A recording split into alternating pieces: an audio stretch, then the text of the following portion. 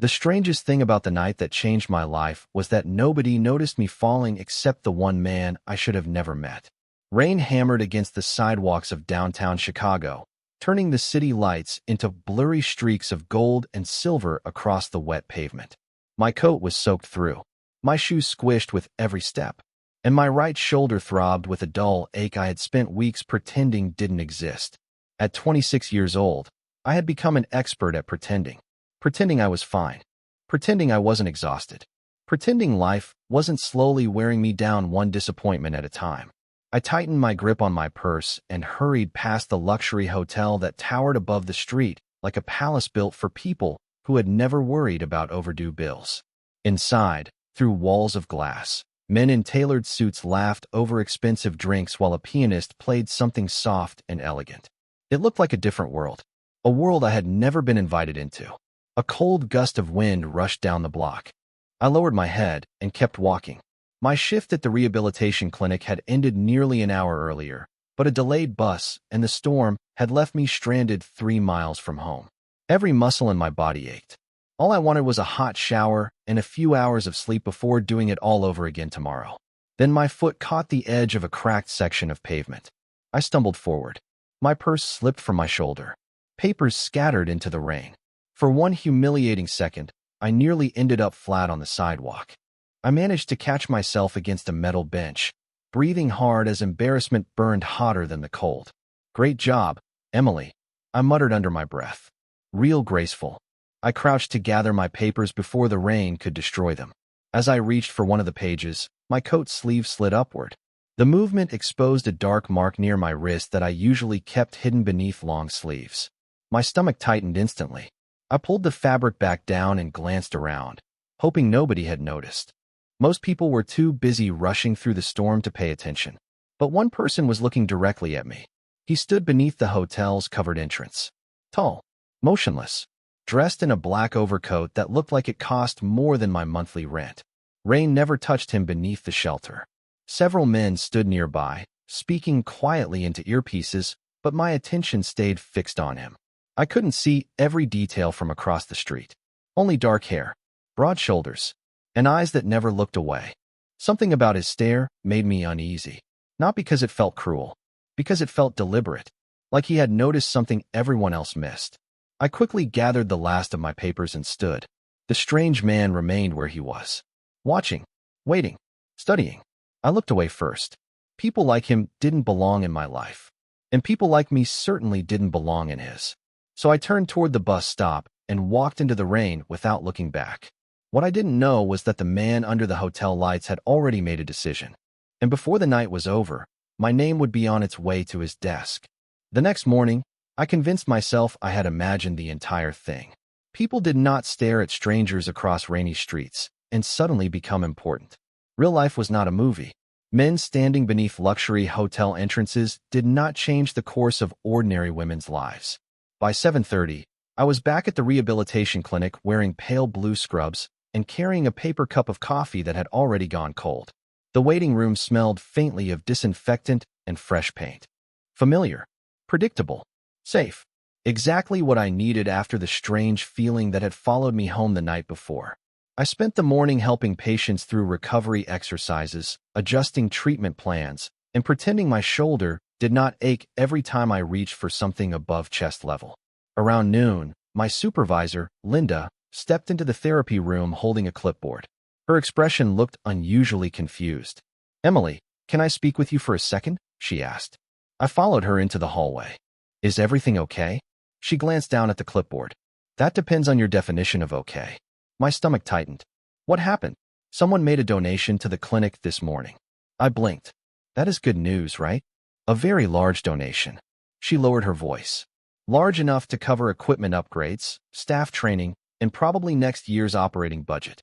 I stared at her. "Seriously? Seriously?" Linda shook her head. "The strange part is that the donor specifically requested funding for employee wellness programs and physical therapy staff support." I laughed softly. "Well, whoever they are, they sound wonderful. There is more." She handed me a folded note. This was attached. My pulse quickened as I opened it. Inside was a single sentence typed on expensive stationery. "Take better care of yourself. There was no signature, no company logo, nothing that identified the sender. I read it twice, then a third time. Somehow those 5 words unsettled me more than they should have. Do you know who sent it? I asked. Linda shook her head. Anonymous. I slipped the note into my pocket and returned to work, but I could not stop thinking about it.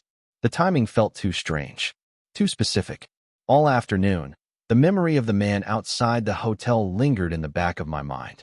His stillness, his attention, the way he had looked at me as if he already knew something I did not. By 6 o'clock, the clinic had emptied. The sun was beginning to set beyond the city skyline, painting the windows with streaks of orange and gold. I gathered my things and headed toward the parking lot. Halfway there, my phone buzzed with a notification from my bank. I opened it without thinking, then stopped walking. My eyes widened. The overdue balance on my mother's medical account had been paid in full. Every dollar, every outstanding charge, gone. I stared at the screen so long that it eventually dimmed. My heart hammered against my ribs. This had to be a mistake. It had to be. But deep down, I already knew it was not. Somewhere in Chicago, someone had decided to step into my life.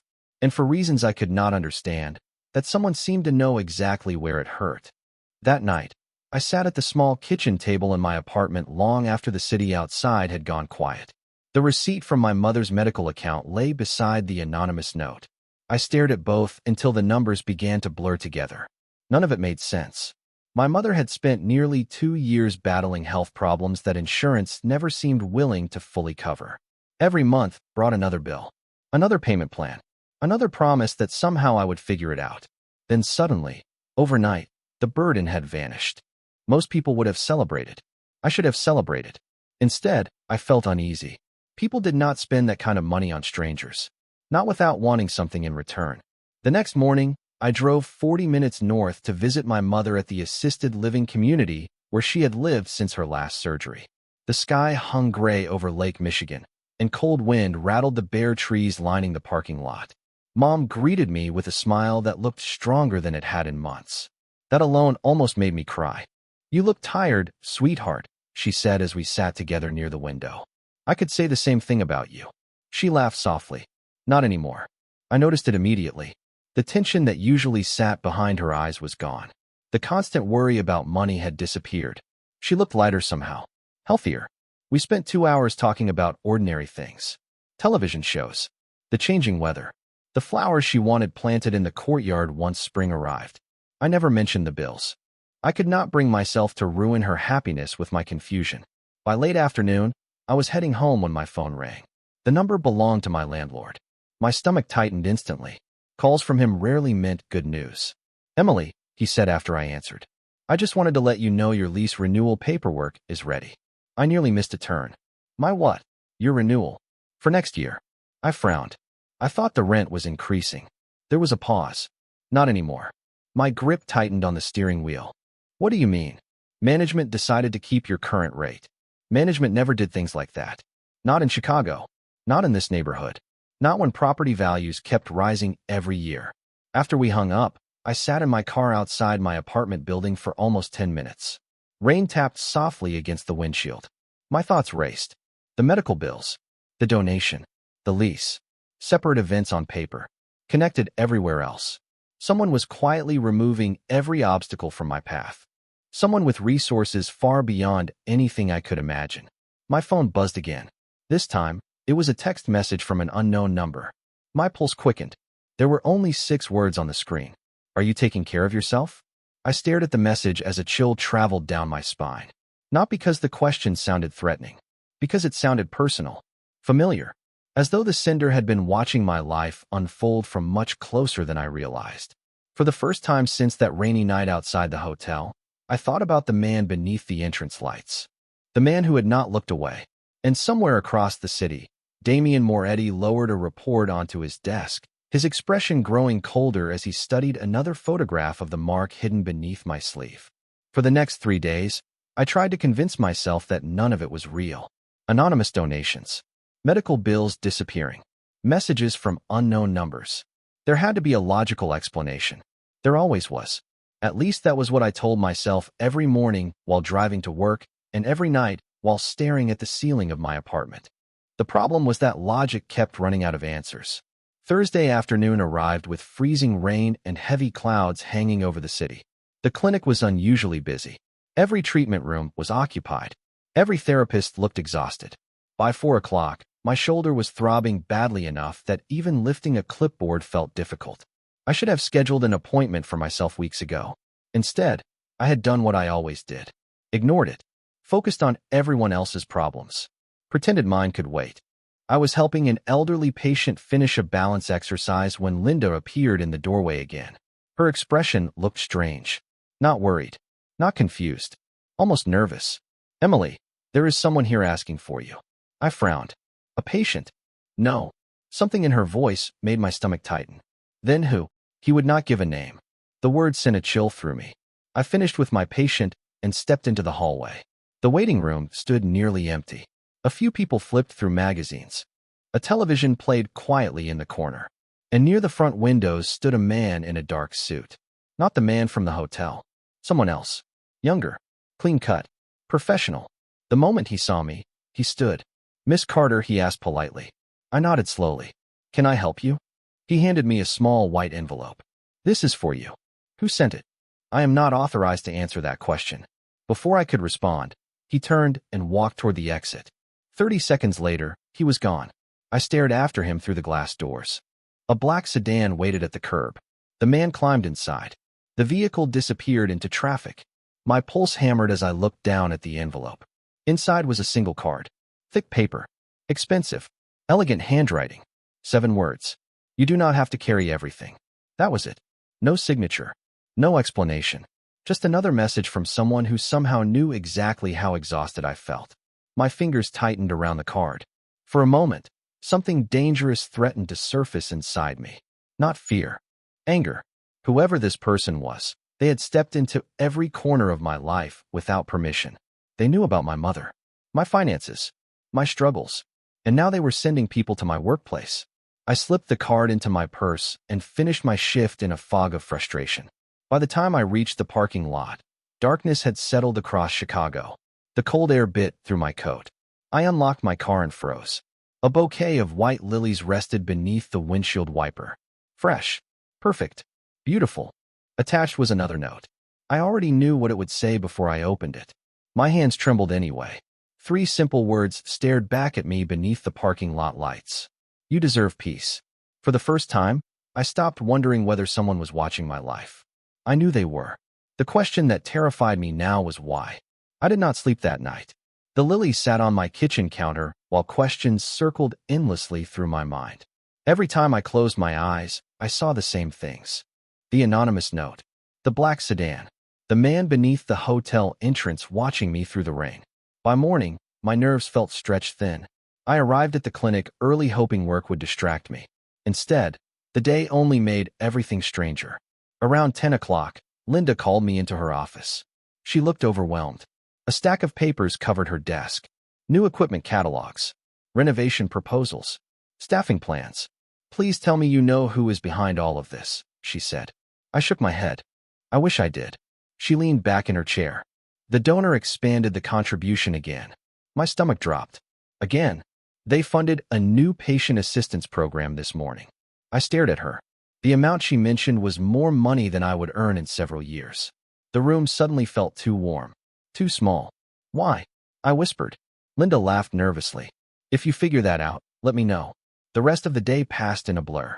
Every ringing phone made me jump. Every unfamiliar face made me look twice. By late afternoon, snow had begun falling across Chicago, dusting the sidewalks in white. I was gathering my things when my phone buzzed with another message from the unknown number. My pulse quickened instantly. There was only one sentence. "We need to talk." I stared at the screen. For the first time, anger outweighed fear. I typed a reply before I could second-guess myself. "Who are you?" Several seconds passed. Then a response appeared. "Someone who wants to help." I nearly laughed. Help was one thing. Quietly arranging my entire life was something else. My fingers moved across the screen. "Stop watching me." The reply came immediately. "I never intended to frighten you." I stood frozen in the empty parking lot as snowflakes drifted past the streetlights. The words felt sincere. That somehow made them even more unsettling. Before I could send another message, a black SUV turned into the lot and stopped 20 feet away. My breath caught. The vehicle looked expensive, immaculate, familiar in a way I could not explain. The driver's door opened. A man stepped out wearing a dark coat. Not the stranger from the clinic. Not the messenger. Someone older, professional, respectful. He stopped several feet away and kept his hands visible. "Miss Carter," he asked. My heart hammered. "Who are you?" "My name is Victor." His voice remained calm. "I work for Mr. Moretti." The name meant nothing to me, yet the way he said it suggested it should. "I am not interested," I said quickly. "Whatever this is." Victor nodded as if he expected that answer. "Mr. Moretti understands." He reached into his coat and handed me a sealed envelope. "He asked that you read this before making any decisions." I hesitated before taking it. The paper felt heavy in my hands. Expensive. Deliberate. Victor stepped back toward the SUV. "Good evening, Miss Carter." Then he left. Snow continued falling around me as I opened the envelope. Inside was a single photograph. My breath stopped. It was me, standing outside the hotel 4 nights earlier in the rain. And written beneath the image, in neat handwriting, were 6 words that made my heart race. "I know what happened to you." My hands shook the entire drive home. The photograph sat on the passenger seat beside me, impossible to ignore. Every red light became another opportunity to glance at it, to study it, to wonder how someone had captured that exact moment. The rain, the sidewalk, the bruise hidden beneath my sleeve. It felt less like a photograph and more like proof. Proof that whoever Damian Moretti was, he knew far more about me than I knew about him. By the time I reached my apartment, snow covered the streets in a thin white layer. The city looked quieter than usual, softer, but my thoughts were louder than ever. I locked the door behind me and placed the photograph on the kitchen table. Then I sat across from it for nearly an hour. Finally, I picked up my phone and typed a message to the unknown number. "What happened to me?" The reply appeared less than a minute later. "The question is why you think you deserve it." I stared at the screen. My chest tightened. Nobody had ever asked me that before. Not my friends. Not my coworkers. Not even my mother. Another message arrived. Pain becomes invisible when people carry it long enough. I wanted to delete the conversation, block the number, throw the phone across the room. Instead, I found myself reading the words again and again, because somewhere deep down, part of me knew they were true. The next morning, I woke after only a few hours of sleep. The bruise near my wrist had begun fading, but the ache in my shoulder remained. At work, I struggled to focus. During lunch, one of the senior therapists stopped beside my desk. "Emily, are you feeling okay?" she asked. "You seem distracted." I forced a smile. "Just tired." The answer came automatically. The same answer I had given for months. Maybe years. She nodded and walked away. But the conversation lingered with me long afterward. Just tired. That was always my explanation. Never overwhelmed. Never hurting. Never afraid. Just tired. Late that afternoon, I left the clinic and found another envelope waiting beneath my windshield wiper. My pulse immediately accelerated. I looked around the parking lot. Nothing seemed unusual. No black SUVs.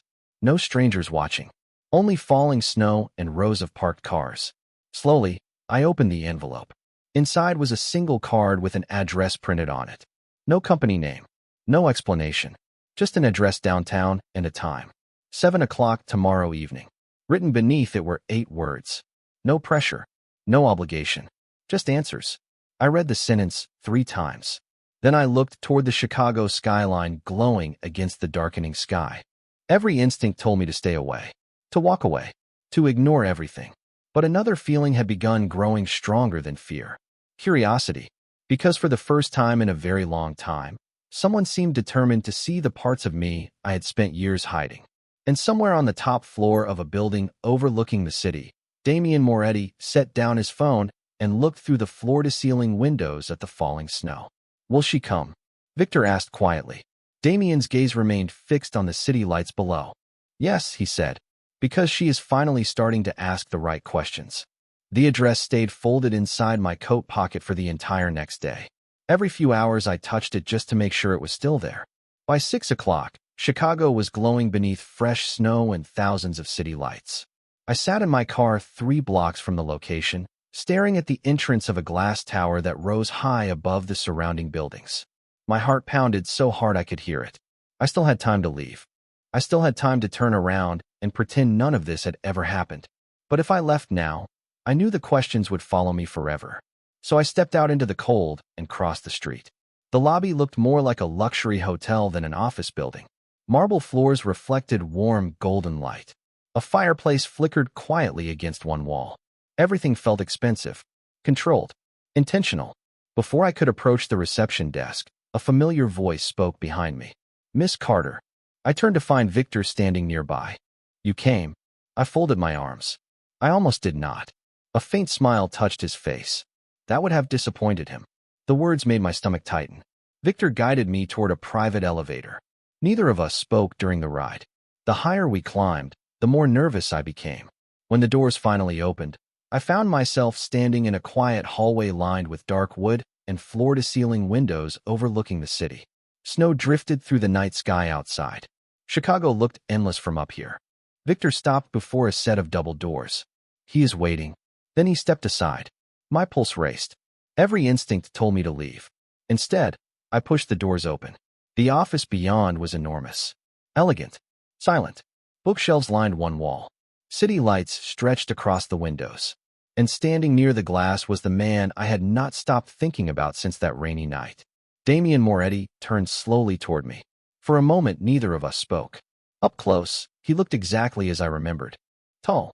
Composed. The kind of presence that changed the atmosphere of a room without effort. His dark suit fit perfectly. His expression remained calm. Yet there was something unexpected in his eyes. Not judgment. Not pity. Concern. Real concern. "Emily," he said quietly. Hearing my name in his voice felt strangely personal. I straightened immediately. "You have been following me." He did not deny it. "I have been making sure you were safe." "You do not even know me." "That is not true." The answer came gently. "I know far more than you think." Anger flashed through me. "Then explain it." "The donations. The messages. The flowers. The bills." Damien studied me for several seconds. "Because someone should have helped you a long time ago." The room fell silent. I opened my mouth to argue, to tell him he had no right to interfere. But the words never came. Because for the first time since this strange journey began, I realized something important. Damien Moretti was not looking at me like a project. He was looking at me like a person. And somehow that frightened me more than anything else. Then he walked to his desk, picked up a thin file, and placed it carefully between us. "Before you decide what you think of me," he said quietly, "there is something you deserve to know about yourself." My eyes remained fixed on the file long after Damien slid it across the desk. The city glowed behind him, thousands of lights scattered across the darkness like stars trapped beneath glass. For several seconds, neither of us moved. Finally, I reached forward and opened the folder. Inside were documents. Medical records. Employment records. Notes. Dates. Information about my life stretching back years. My pulse quickened with every page. "How did you get these?" I asked quietly. "I asked people to find answers," Damien replied. His voice remained calm. "Controlled. Answers to what?" His gaze met mine. "To why someone like you looks exhausted every day." I looked away first. The honesty in that answer hit harder than I expected. Most people noticed the smile, the polite conversation, the professional attitude. Very few noticed the exhaustion hiding underneath. I turned another page. There were records showing how often I had delayed treatment for my own shoulder injury while continuing to work. Reports about my mother's medical expenses. Notes about overtime hours. Financial sacrifices. Years of putting everyone else first. A lump formed in my throat. "This feels invasive," I whispered. Damien nodded once. "It probably does." "Then why do it?" He stepped closer to the windows overlooking the city. "Because nobody else was paying attention." The room fell silent. I hated how much those words affected me. Part of me wanted to argue, to tell him he was wrong. But another part knew exactly what he meant. Most people saw the version of me that functioned. The version that smiled and kept moving. Very few saw the cost. I closed the file slowly. "You still have not told me why." Damien remained quiet for several moments. When he finally spoke, his voice sounded different. Less guarded. "My mother spent years taking care of everyone around her." I looked up. She never asked for help. Never complained. She carried responsibilities that should have belonged to other people. His eyes drifted toward the city lights. One day she became too tired to keep carrying them. Something in his expression shifted. Not pain exactly. Memory. The kind people never fully escape. After that, he continued softly. I promised myself I would never ignore those signs again. The office felt smaller suddenly, more personal. For the first time, Damien Moretti did not feel like a powerful stranger controlling events from a distance. He felt human. The realization unsettled me, because it became harder to be angry with someone once you understood their reasons. You barely know me, I said. A faint smile touched his face. Emily, I know enough. The answer should have frustrated me. Instead, it made me laugh quietly for the first time in days. The sound surprised both of us. Damien smiled slightly in return. Not a calculated smile. A real one. Then a knock interrupted the moment. Victor entered carrying a folder. His expression was serious. He handed it to Damien without speaking. Damien glanced down at the contents. The warmth disappeared from his eyes immediately. I felt the change in the room before he said a single word. He looked back at me. There is something else you need to know. My stomach tightened. What is it? Damien closed the folder carefully. Someone else has started asking questions about you. My stomach tightened the moment Damien spoke those words. Someone else had started asking questions about me. A few weeks earlier, that information would have terrified me. Now, strangely, it did not. Maybe because I was tired of living in fear. Tired of carrying every burden alone. Tired of believing that asking for help was some kind of weakness. Damien explained that a few inquiries had been made about my work schedule and daily routine, but his team had already ensured that the situation would go no further. He spoke calmly, never dramatically, never trying to impress me with power. That was what finally made me trust him. Not the resources, not the money, not the influence. The consistency, the quiet certainty that whenever a problem appeared, he would face it directly. The weeks that followed changed everything. For the first time in years, I started taking care of myself with the same dedication I gave everyone else. I attended physical therapy for my shoulder. I reduced my overtime hours. I spent more evenings visiting my mother instead of worrying about bills that no longer controlled every decision. Slowly, life stopped feeling like something I was surviving and started feeling like something I was actually living. Damien never pushed, never demanded. Sometimes he would call simply to ask whether I had eaten dinner.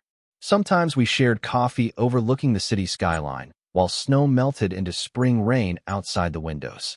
The more I learned about him, the more I realized how wrong my first assumptions had been.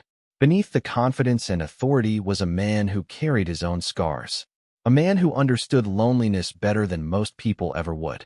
One evening in late April, nearly 3 months after the rainy night outside the hotel, Damien invited me to the rooftop garden above his building. The city stretched endlessly around us beneath a sky painted orange and gold by the setting sun.